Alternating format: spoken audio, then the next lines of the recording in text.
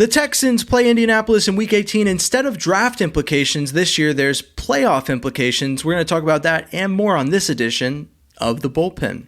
The throw, the punch is on. He floats one wide open, and there he goes. Touchdown for a Texan touchdown.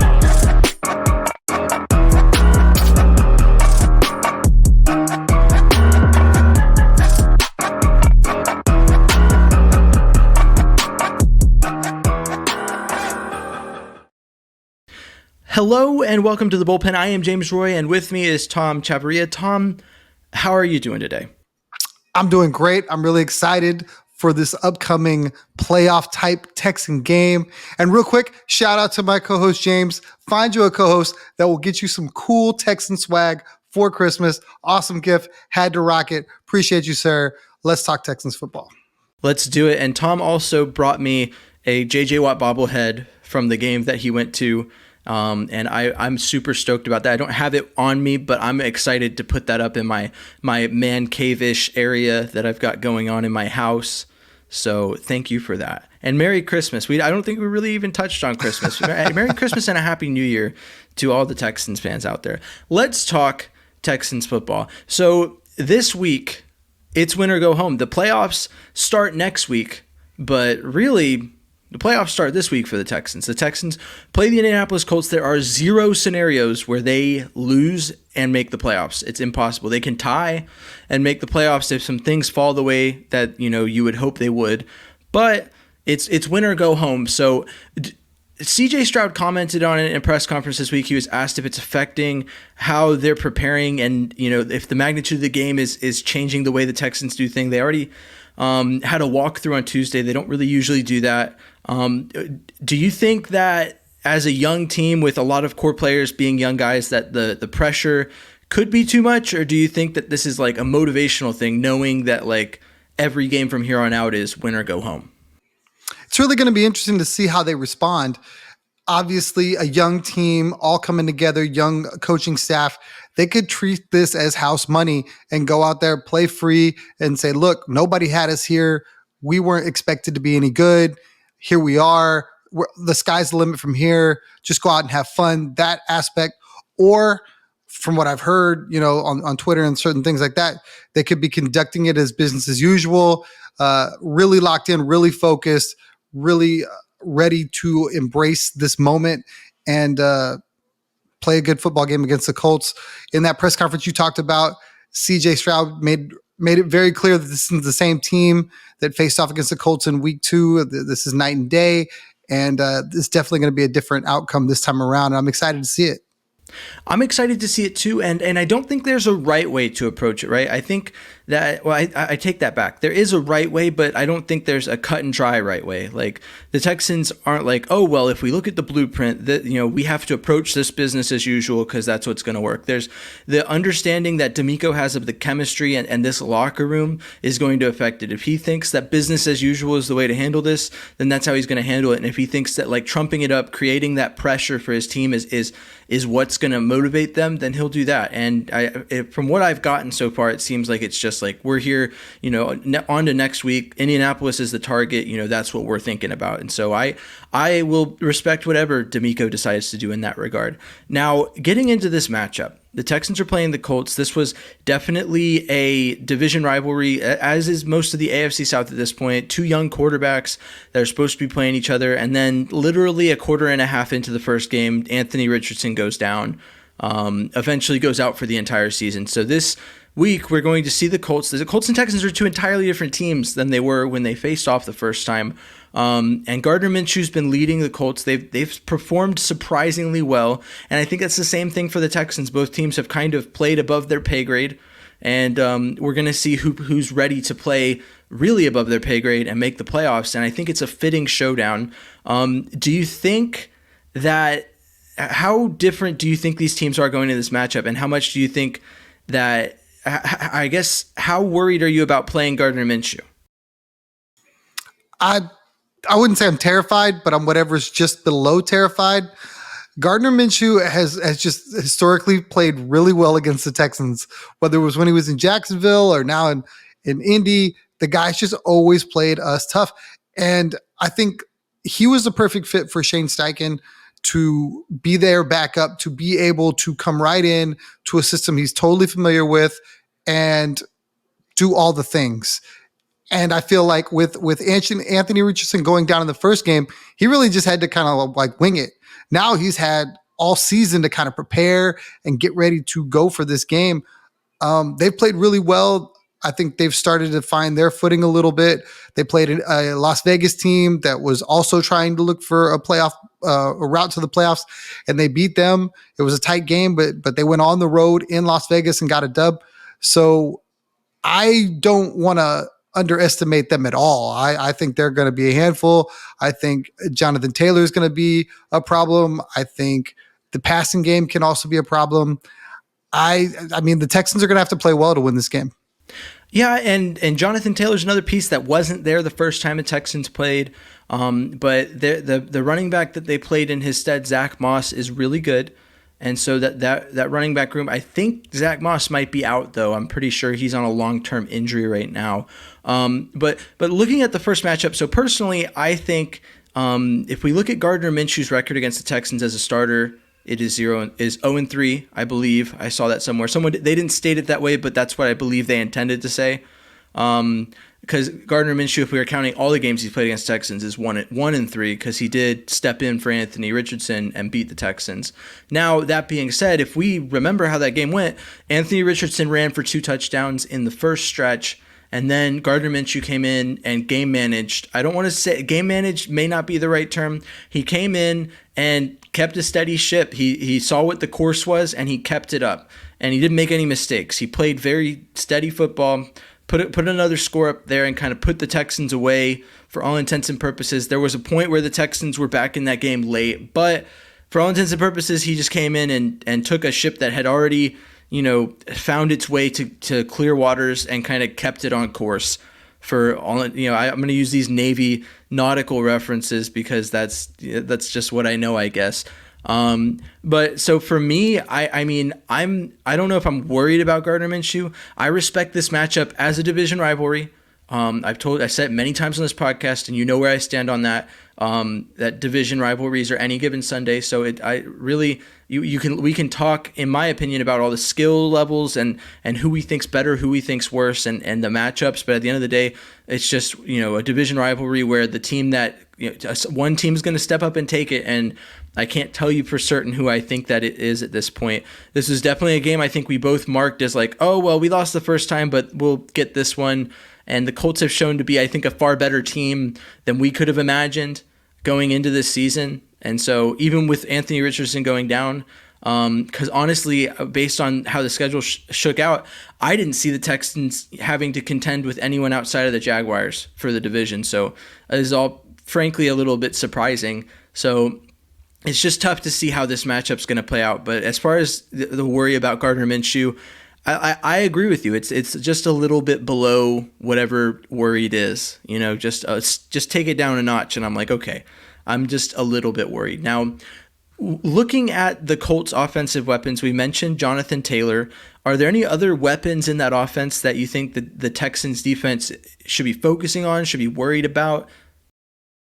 Well, luckily, T.Y. Hilton's not walking through that door because if you're the death if you're of the a Texan Derrick Henry fan, 200-yard game, and then T.Y. Hilton leaving Indianapolis, two best things that ever happened to the Texans.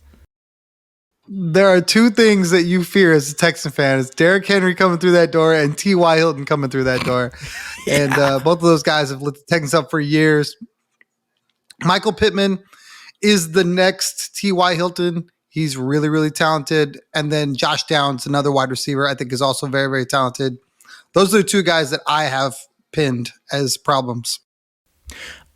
I'll say that Alec Pierce, who was drafted by the Colts to kind of be a deep threat, the only reason he concerns me, he had a 54-yard touchdown pass last week against the Raiders, I believe it was.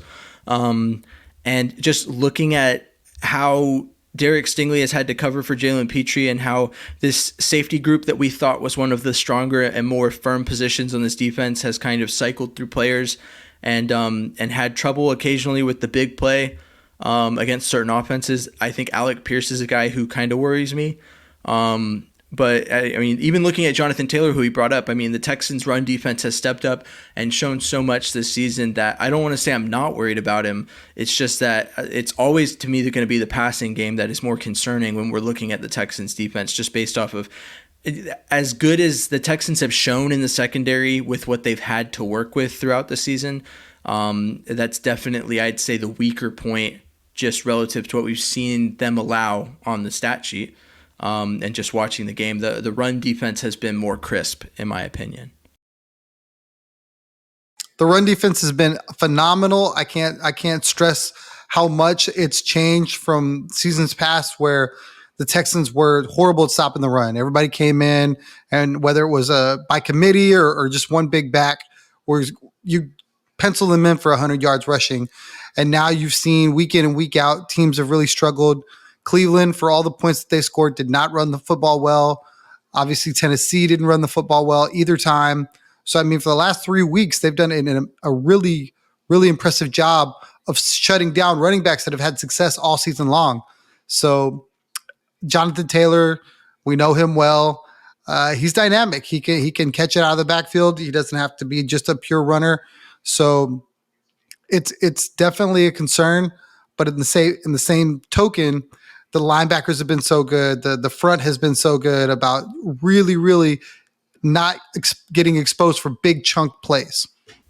I agree with you. And we looked last week at injuries, right? So Blake Cashman returned, Will Anderson returned. Both players are on did not practice, kind of easing their way back in still. And I think they both played on limited snaps. I believe, if I'm not mistaken, that Will Anderson played 20 or less snaps against the Titans last week and still had back-to-back sacks and 6 QB pressures. But looking at players that didn't play last week, we got Jonathan Grenard.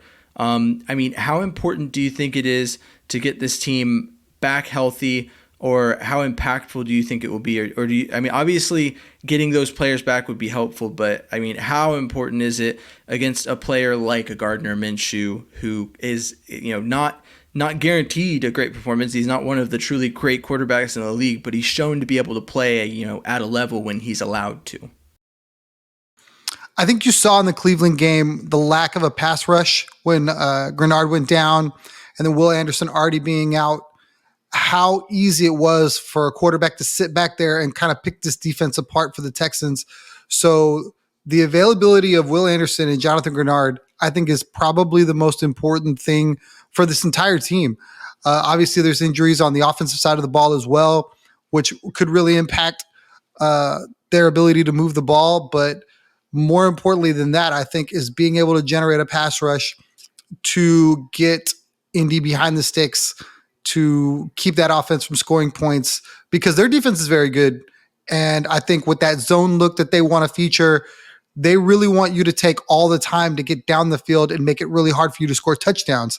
There was a great story, I guess, or clip from NFL Live where Dan Orlovsky, who's a huge CJ Stroud fan, talked up about this matchup, how important CJ Stroud is to this Texan team, because he's going to be able to attack the zone that most quarterbacks really struggle with, being able to hit tight windows, being able to make special plays, extending plays. And he looked at CJ Stroud as a difference maker for this team to be able to score touchdowns where other teams have only been able to score field goals. I agree 100% with what Orlovsky said from the offensive perspective. Now, I think you kind of hinted at it, but my next question was going to be, from the defensive perspective for the Texans, what do you think are the keys to victory, if you will? It's really just about the pass rush. I think that secondary goes as the pass rush goes. When you're able to create the pressure that Will Anderson and Jonathan Grenard can, it speeds up that internal clock for Gardner Minshew to make mistakes, miss targets, not go through his progressions. And it's really, I mean, you saw it last week, the turnover, the strip sack, the strip stack, fumble, touchdown, really kind of put that game out of reach. So if the Texans are able to get something like that, a game-changing turnover, safety, you name it, any one of those things could be the difference in a game like this. Yeah, I agree. Your keys to victory kind of feed into mine. I mean, the pass rush is vital to forcing mistakes. I think my key is definitely turnovers. When this defense has been able to force other teams to make mistakes and get the ball back for the offense, it's been incredibly helpful. It's been especially helpful when CJ Stroud was not available. It's kind of what gave them the game against the Titans the first go around. And so I think that combined with the pass rush, I think that while there are a lot of people that doubt myself included, that don't like to talk about or doubt the next gen stats of the meters per second away from the quarterback at time of throw or however you want to say it. Those things, the pressure that's put on the quarterback, effective decision making and make a huge difference, even if it doesn't result in a sack. And we've started to see recently the fruits of that pressure show up on the stat sheet with some sacks in recent games. Now, looking to the offensive side of the ball for the Texans, obviously CJ Stroud is a huge key. What do you think relative to the matchup with the Colts defense is going to make the biggest difference outside of CJ Stroud for this offense? With potentially the limited availability of some key members of the receiver group, like Noah Brown and Robert Woods, I think Devin Singletary in the pass game is going to be huge.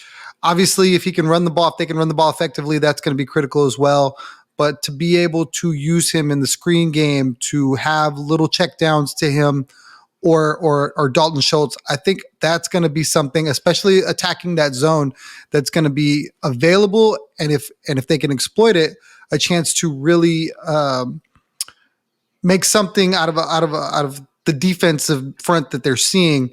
Where I think if they're trying to press the ball down the field where we're accustomed to them doing, it's going to be really difficult because that zone really doesn't allow for it. Obviously, you can, if you can scheme for it, but I think those kind of plays, the checkdowns to Schultz and Singletary are going to be there, and if they can use those effectively, potentially play action could open up some other things as well. I agree with you, and I'll go a step further to say that this Texans offense has relied very heavily on explosive plays to make the difference down the stretch. And so it's about, with that zone, creating explosive plays that don't require the ball to be pushed down the field. So those, like you said, those screens, those passes behind the line are short, where you set up the receiver to like a Dalton Schultz, like a Devin Singletary, Dameon Pierce, to get into the open field and generate those 15, 20-yard plays where the blocking is just there, or there's just that gap that they need to make it work. I'll also say that Brevin Jordan has shown up in recent games, and throughout the season he's had spurts where it was like, oh yeah, this is the Brevin Jordan that everyone on Twitter made me believe existed when he was drafted. This is the guy, a receiving tight end who's, just capable of getting it done. That touchdown last week, I mean, I believe, if I'm not mistaken, he stepped up and played a lot heavier role with Andrew Beck out. And so that's been incredible to see.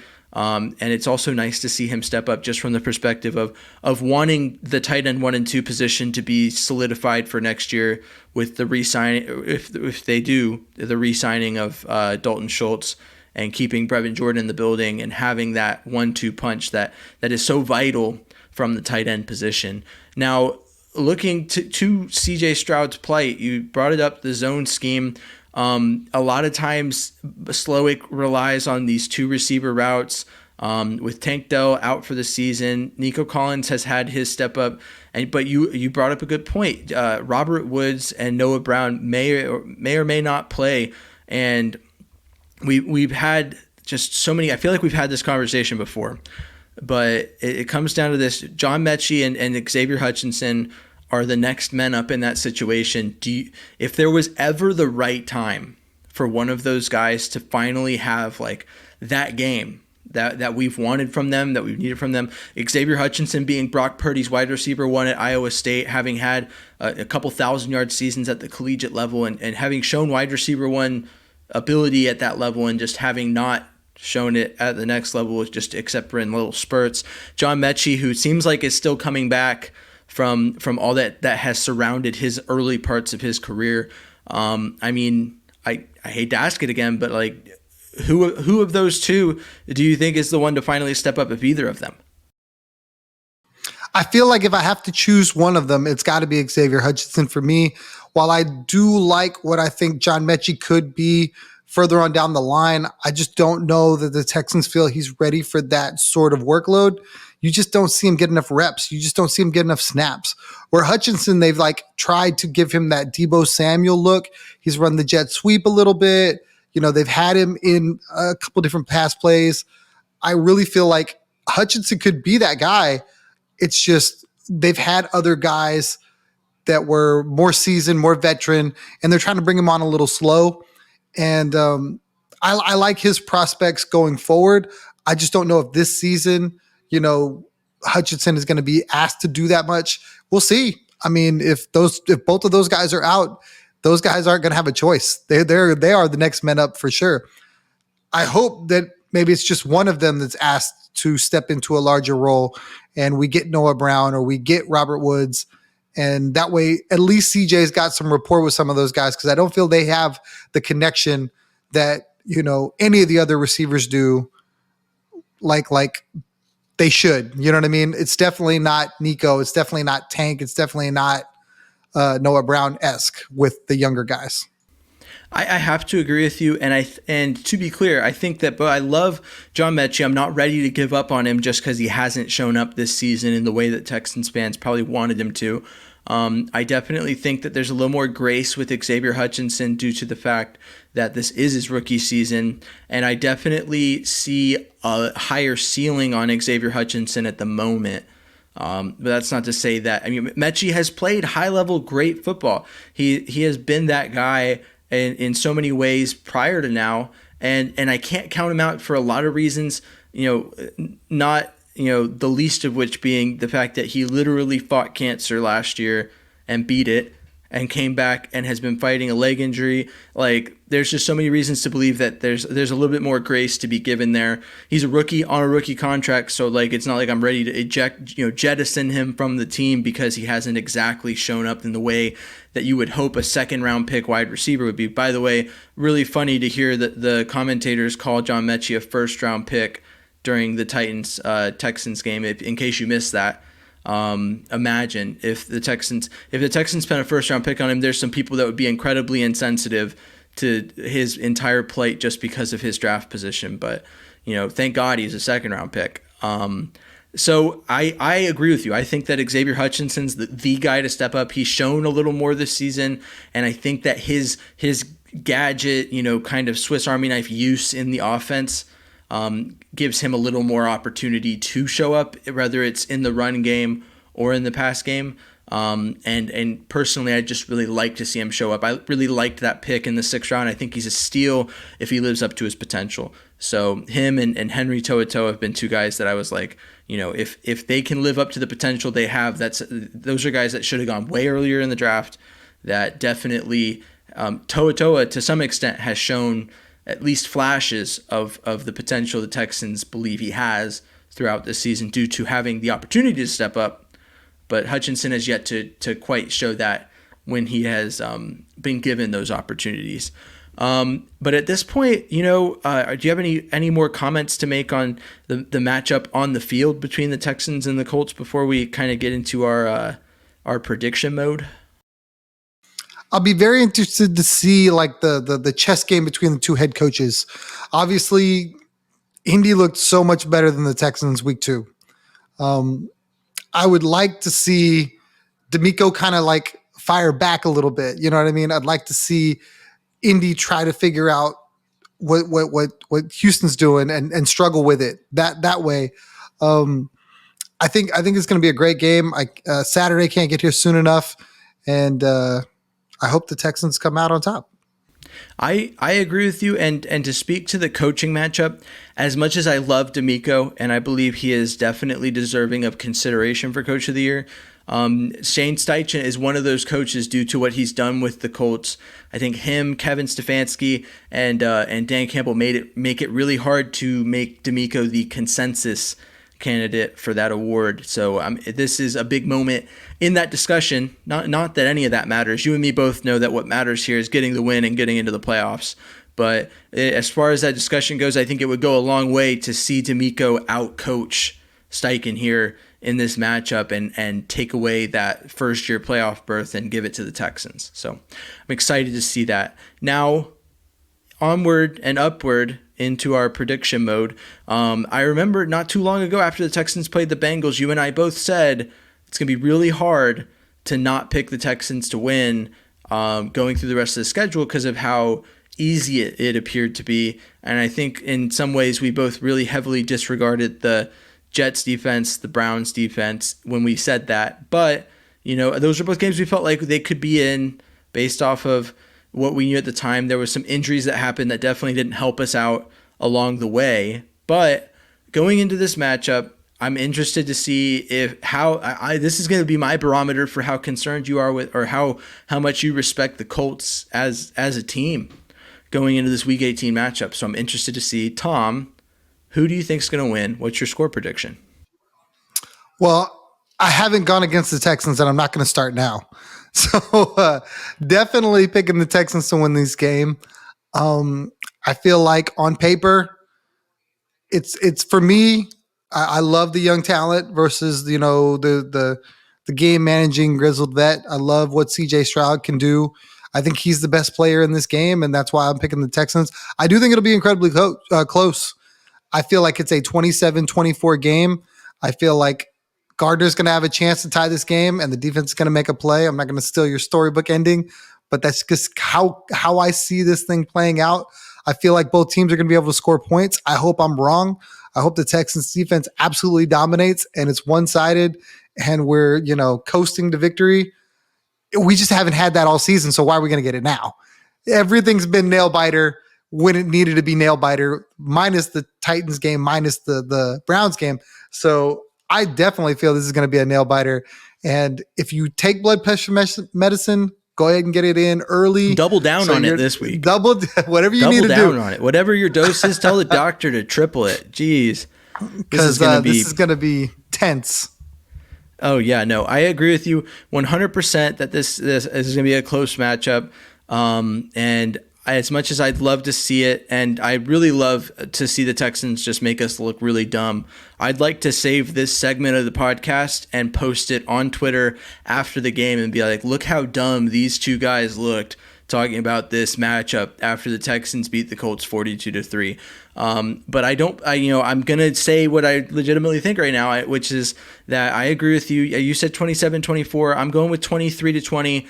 I just think that in a matchup like this, as much as I believe in CJ Stroud to produce offense, I think it's been proven time and again that this team's kind of, I don't want to say unevenness or, just, in and out, depending on what point in the game we're at. I think that this very well could be a case where the Texans kind of, jump up and then the Colts make it a good matchup. And then it's kind of like back and forth till the end. And that brings us into the story time. And spoiler alert, Ka'imi Fairbairn is going to have a major role in this story time. So let's do it. The Texans is this are not only a team. So you can tweet out his entire name after this game? 100%. No, you know what? I'm not. I'm going to leave that to Patrick Storm. That's his bit. Maybe I might do it. I'll just in the thread, I'll put tweet credit Patrick Storm for his bit. No, but I just have a firm belief that Ka'imi Fairbairn is always a key part of a Texans victory whenever the game is close. There's very few games this season where we can say, oh yeah, Ka'imi Fairbairn was not included in this in some way. So, obviously the Bucks game is one of those games. But getting into the storybook ending, it's going back and forth. The Texans have not closed the door as many opportunities as they've had. It's been a back and forth game. The Texans were up 14-13, and they drove down red zone throughout the second half, kicked 2 red zone field goals. It's 20-13, and the Colts have the ball. About 2.5-3 minutes left in the game. Gardner Minshew engineers what is probably one of the most impressive drives of the entire season, and CJ Stroud is left with 30 seconds and a dream with the game tied at 20-20. And from the looks of it, first play is a run play. The Texans have a couple timeouts. They're like, the Texans aren't taking this seriously. Bobby Slowick does not know what he's doing. But then through a string of about 3 or 4 just excellent passes, CJ Stroud takes the Texans from what is their own 20-yard line due to a bad kickoff return to about the 37-yard line and sets the Texans up with 2 seconds left. After having 30 seconds left, they had a timeout. I don't know why they wasted it on a play from Devin Singletary, but either way, that's a question we'll never know the answer to, because Ka'imi Fairbairn sets up on what is approximately, I want to say that's a 55-yard field goal, somewhere in the neighborhood. It's been a while since I played Madden, so I don't have that memorized at the moment. It's a mid-50s field goal, but that's nothing for Ka'imi Fairbairn. He is the man, the myth, the 10th most accurate kicker in NFL history, and he has the accuracy. And unlike Matt Amendola against the Jaguars, he has the leg to make that field goal. But instead of tying it, he wins the game. The Texans go home with the dub, 23-20. And I think personally, correct me if I'm wrong, but this is probably the most realistic storybook ending that I've written all year, because every other one of them requires some weird it's like fan fiction levels of like, this player the fan base really likes scores a touchdown, please let Xavier Hutchinson be it, or something like that. Some player who's never scored a touchdown this season is going to score a touchdown. And so this to me is my most realistic work, but I don't know, Tom, what do you think? I think you immediately lost me on the run play with 30 seconds left from the 20. Like if that happens, honestly, I'm caught up on the Texas-Washington ending where they like threw that check down in the backfield with 15 seconds. So that's where I'm sourcing that from. Just some dumb play call. And then Bobby Slowick will come into the press conference and get asked about it. And he'll be like, well, the play was deeper down the field, but we thought we had a matchup on the line, and we tossed it out, and we thought Devin would get us 10 yards and get out of bounds, and we ended up having to waste a timeout. Something dumb like that. I don't know. Now, if you told me it was play action and he checked it to Singletary and Singletary runs for 15 yards and gets out of bounds, I'm like, absolutely, that's great. I'll accept that rewrite. I'll accept that rewrite. That's more realistic. So now with that rewrite, now I'm taking contributions from my co-host for the storybook ending, which is sensible. That is my most realistic storybook ending. Mine featuring Tom Chavarria. You get credits on that storybook ending. I hope it's not how it goes, because that is definitely going to be high stress, high tension all the way. Go ahead and quadruple your blood pressure meds for this one. I'm sitting there watching it in the air, and my heart stops like 4 separate times while I'm watching I'm like, oh, it's like just squeaks right inside the right upright. But that's not part of the storybook ending, because Ka'imi Fairbairn's dead center kind of guy. He likes to make us not stress about it. So we'll see how it goes. But I like that ending because the Texans win. I don't like it from the stress perspective. Now, with that being said, Tom, do you have any final thoughts about this matchup before we bring this episode to a close?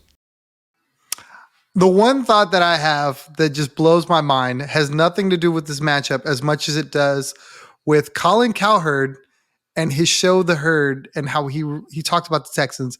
Credit to the 790 Morning guys, Sean Salisbury, Brian Lalima. They called him out. I didn't see it. I don't watch enough ESPN, but Colin Cowherd gets in front of national media and talks about the Texans as a playoff team, which we love because they're not, but they could be. And it's like, man, they've got weapons. They've got Tank Dell and Nico Collins. Tank Dell's been out for about a month. So for him to make that claim as one of their weapons is just so bad. And Colin Cowherd is a non-ball knowing, money loving guy who will talk sports for the sake of receiving a paycheck.